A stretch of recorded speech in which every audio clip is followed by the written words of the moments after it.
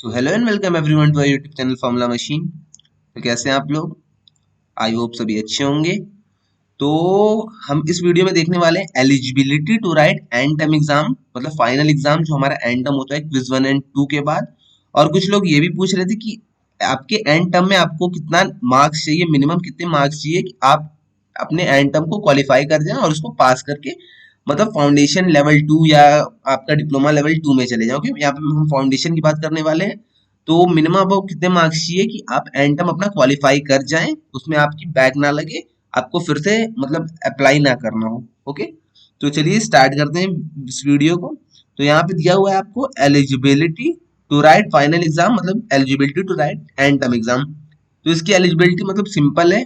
यहाँ पे average of the best of 5 out of 9 week assignment. First आपकी जो 9 वीक्स के असाइनमेंट होते हैं उसमें आपका बेस्ट ऑफ 5 लेंगे। ओके, और वो जो बेस्ट ऑफ 5 है उसमें आपका 40% के ऊपर रहना चाहिए या 40% आपका रहना चाहिए।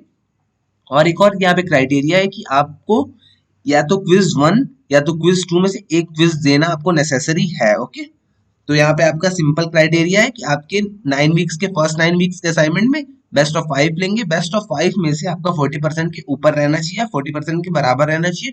और सेकंड क्राइटेरिया जो हमारी है कि आपको 2 क्विज में से एक क्विज देना नेसेसरी है। ओके, तो चलिए आगे हम देख लेते हैं। और जो बच्चे पूछ रहे थे कि एंड टर्म में कितने मिनिमम मार्क्स चाहिए कि आप एंड टर्म क्लियर कर जाएं। ओके, एंड टर्म मतलब आप पास कर जाएं। ओके, तो चलिए वो भी हम देख लेते हैं। तो यहाँ पे है दिया हुआ है eligibility to obtain final course grade. और यहाँ पे मैं बता दे रहा हूँ तो कैलकुलेशन ऑफ फाइनल, ये मैं आपको सिंपल वे में बता दे रहा हूँ। ये आपका फॉर्मूला लिखा हुआ है कितने आपको मार्क्स चाहिए कि आप उसको क्लियर कर जाएं।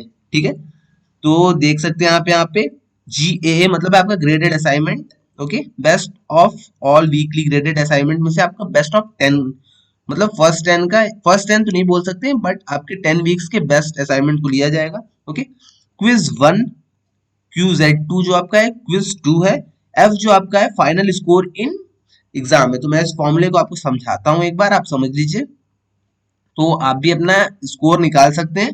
फिर मैं बता दूंगा मिनिमम कितना स्कोर होना चाहिए कि आप उसको पास कर जाएंगे। ओके, तो यहाँ पे आपका जो एंड टर्म का आपका स्कोर होना चाहिए 0.1। मतलब इसको मैं पहले देखिए, मैं इसको 3 स्टेप्स में डिवाइड कर दे रहा हूँ। फर्स्ट आपका है यहाँ तक, इसको इसको यहाँ तक डिवाइड कर देते हैं।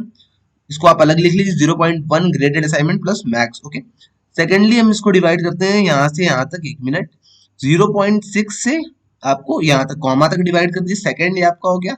और ये जो आपका है थर्ड 0.4 से आप इसको यहाँ तक डिवाइड कर दीजिए। ओके, तो ये 3 अलग अलग में हो गए। अब 3 टुकड़ों में इसको जब हम तोड़ दिए तो अब यहाँ से देख लीजिए, इसको आप पहले हटा दीजिए 0.1 ग्रेडेड असाइनमेंट वाला, उसको आप हटा दीजिए फर्स्टली।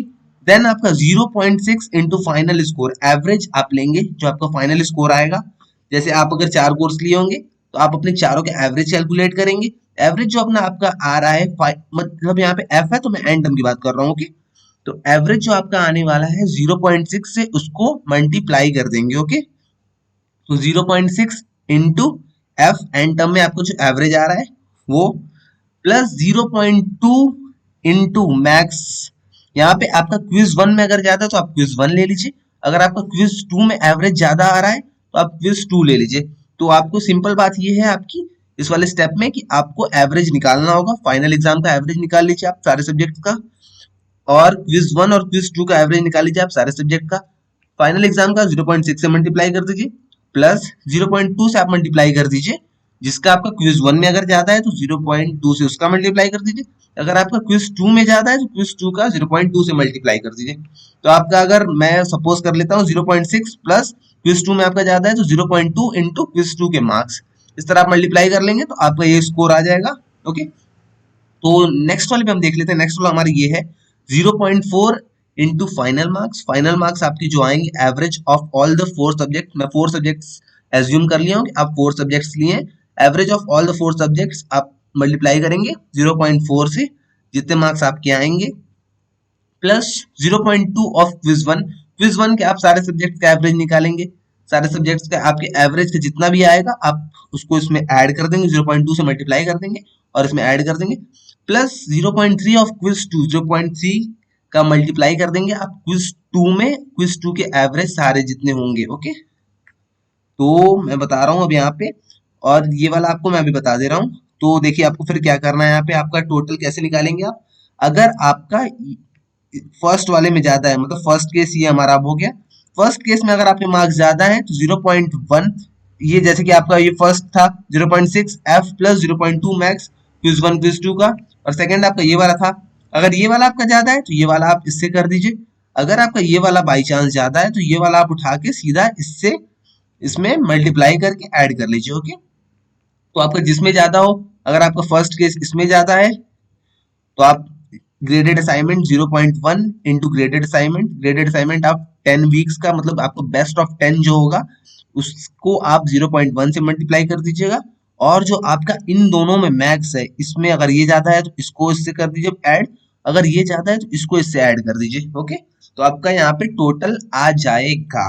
आई होप आपको क्लियर हो गया होगा, अगर क्लियर नहीं हुआ है तो एक बार आप फिर से वीडियो को चला के देख सकते हैं, वहां पे फिर से आपको क्लियर हो जाएगा। बट मैं एक बार और बता दे रहा हूँ आपको, जैसे कि ये आपका टोटल है और इन दोनों में से आपको मैक्स निकालना है, अगर आपका ये मैक्स आ गया, फर्स्ट केस ये है, फर्स्ट केस आपकी ये है फर्स्ट केस, और ये आपकी सेकंड केस है। ओके, ये आपकी सेकंड केस है, अगर आपका ये वाला मैक्स आ गया तो आप इससे मल्टीप्लाई कर दीजिए, मतलब आप इसमें सीधा जाके इसको ऐड कर दीजिए, ये अगर बाई चांस आपका कम आ रहा है तो इसको हटा दीजिए, इस वाले को उठा के यहाँ पे मैक्स की जगह रख के ऐड कर दीजिए। ओके, आई होप आपको समझ में आ गया होगा, और मैंने आपको बता दिया है 0.4 इंटू फाइनल आपका एवरेज जो होगा चारों सब्जेक्ट का वो आपको मिलाना होगा, उसमें अगर आपकी 3 सब्जेक्ट हो तो आप 3 सब्जेक्ट ले सकते हैं, 2 है तो। ओके, आई होप क्लियर हो गया होगा। और कुछ बच्चे पूछ रहे थे मतलब मिनिमम कितने मार्क्स होने चाहिए, तो मिनिमम मैं आपको दिखा दे रहा हूँ एक बार, नीचे था शायद,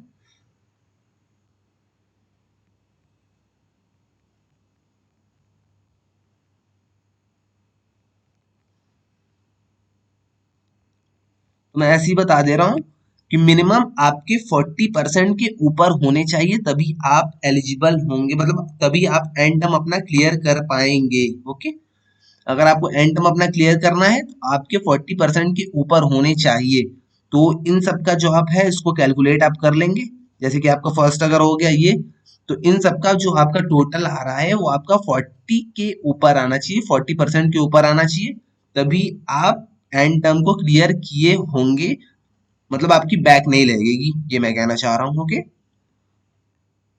आई होप आपको क्लियर हो गया होगा।